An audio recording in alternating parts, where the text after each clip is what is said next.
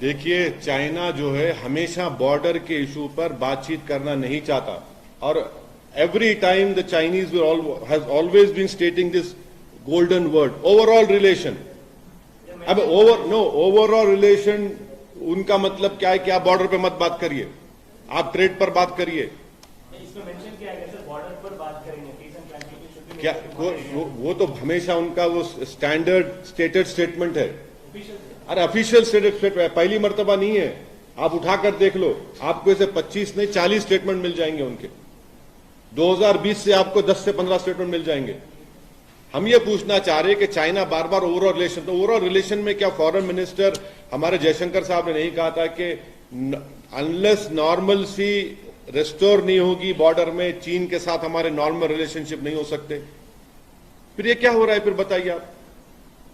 और चाइना के हम ट्रैप में जा रहे हैं। ओवरऑल रिलेशन का मतलब क्या है कि हम भूल जाएं डेप्सांग डेमचॉक को, हम भूल जाएं उन 25 पेट्रोलिंग पॉइंट को, हम एक्सेप्ट कर लें उन बफर जोन को।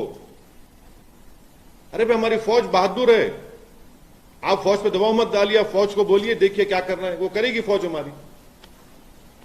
सर, उनके फॉरेन मिनिस्ट्री का ये स्टेटमेंट जैसा आप बोले बहुत बार है, और उन्होंने दिया था that peace should be maintain, और मतलब अभी हमारी तरफ से क्लियर मैसेज ये था कि पीस जरूरी है।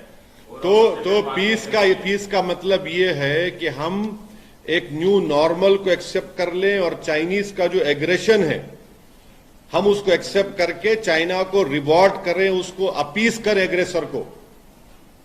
अगर न्यू नॉर्मल और न्यू पीस का मतलब ये कि हम चाइना को रिवॉर्ड करें क्योंकि एग्रेसर है, उसको अपीस करें, कि तो ये अपीसमेंट एग्रेसर का अपीसमेंट हो रहा है। बिकॉज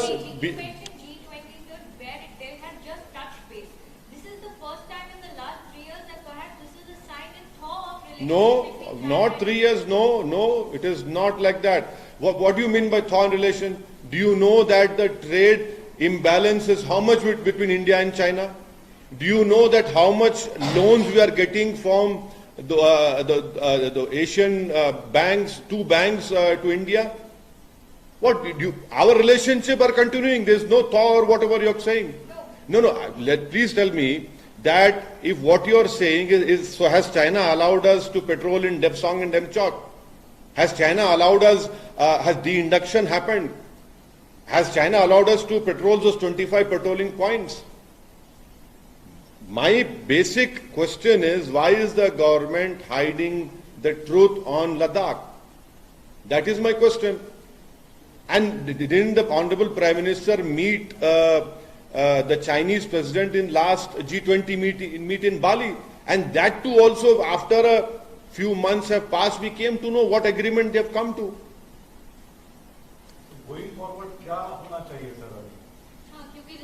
देखिए, गोइंग फॉरवर्ड ये होना चाहिए कि देश की जमीन पर कोई कॉम्प्रोमाइज नहीं होना चाहिए। देश की फौज को हमको उनको आजाद फैसले लेने की इजाजत देनी चाहिए, और उन पर फौज पर दबाव नहीं डालना चाहिए। और हम चीन के पीछे क्यों जा रहे हैं बातचीत करने के लिए? ठीक है, G20 होगा तो चीन उसका मेंबर है, हम मानते हैं उस बात को, मगर इस बात को तो समझिए कि वो जो जमीन हम खो चुके हैं, जहां पर चीन की फौज बैठी हुई है, वो देश की जमीन है, वो उसकी देश की सुरक्षा से उसका बहुत इंपॉर्टेंट रिश्ता रहा है, और 40 महीने से हमारी बहादुर फौज वहां पर बैठी हुई है। उनकी बहादुरी को हम सलाम करते हैं, मगर आप क्या कर रहे हैं फिर बताइए?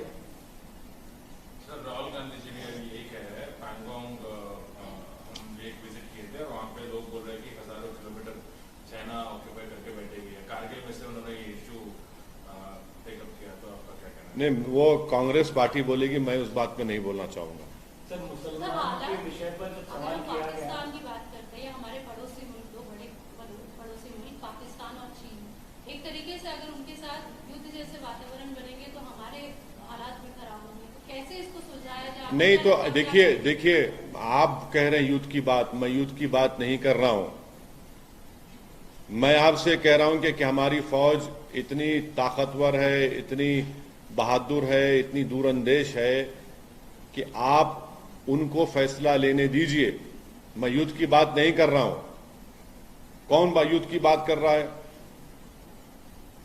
अब कल अगर सर्जिकल स्ट्राइक होगा पाकिस्तान में जनवरी 2024 में या फरवरी 2024 में कुछ हो जाएगा, तो क्या आप ही मुझसे पूछेंगे आप क्यों सपोर्ट नहीं कर रहे, देशभक्ति दिखाइए अपनी? तो ये तो नहीं होगा ना। आप लोगों को भी एक स्टैंड लेना चाहिए। आप लोग अपना स्टैंड ले लीजिए। हम तो आपसे कह रहे हैं, मैं युद्ध की बात नहीं कर रहा हूं, मैं अपनी जमीन को हासिल करने की बात कर रहा हूं। और ये बात सबको मालूम, और खुद बीजेपी के जो वहां के जो काउंसिल के मेंबर्स हैं लद्दाख के, उन्होंने कहा ये बात। आप जवानों की बात कर रहे हैं, लेकिन सांसद होने के नाते आप अपनी तरफ से क्या रखेंगे? अब जितने नहीं, पिछले 15 मिनट से मैं यही बात कर रहा हूं। नहीं सुलझा नहीं, देखिए देश में सत्ता में बीजेपी है और हमारे देश के प्रधानमंत्री नरेंद्र मोदी हैं। उनके ऊपर ये जिम्मेदारी आयद होती है, क्योंकि देश को अप्रैल मई 2020 में वजीर आजम नरेंद्र मोदी ने कहा था कि ना कोई घुसा है ना कोई घुसा है। फिर क्या बातचीत हो रही बताइए आप? फिर अगर कोई घुसा नहीं है ना कोई घुसेगा, तो फिर आप 19 राउंड की क्या बातचीत कर रहे हैं? फिर आप डिसएंगेजमेंट की बात क्यों कर रहे हैं? फिर आप, इसका मतलब चीन घुस के बैठा है। तो झूठ किसने कहा? मैंने कहा झूठ। मैं उस वक्त भी 2020 में आपको बोला था कि देखिए ये चीन घुस के बैठा है और हम अपनी जमीन को खो रहे हैं।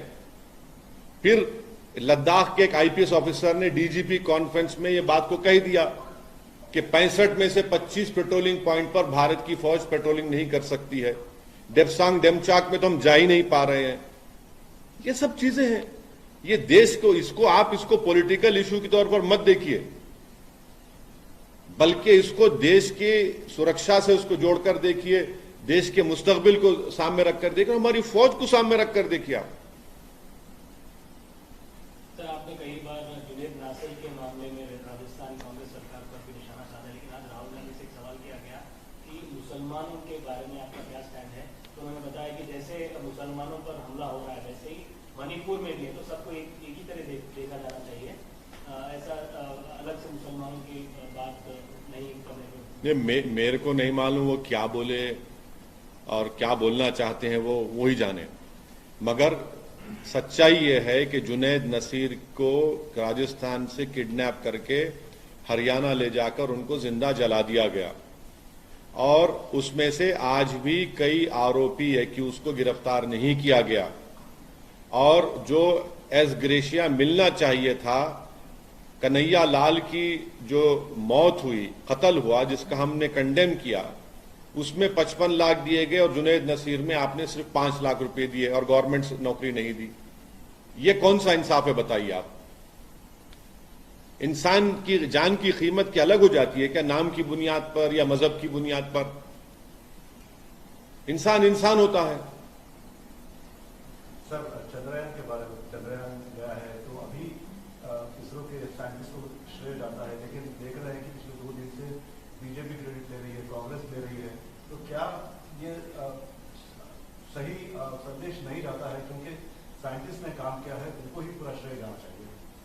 नहीं, यकीनन हम तमाम खुश हैं, मुबारकबाद देते हैं इसरो के साइंटिस्ट को कि हमने एक साइंटिफिक हिस्ट्री हमने क्रिएट की और मून के उस हिस्से में, साउथ पोल में हमने ये उसको उतारा है, चंद्रयान को। ये बहुत बड़ी हमारे लिए क्रेडिट जाता है, हमारी साइंटिफिक साइंटिस्ट के लिए, पूरी कम्युनिटी के लिए।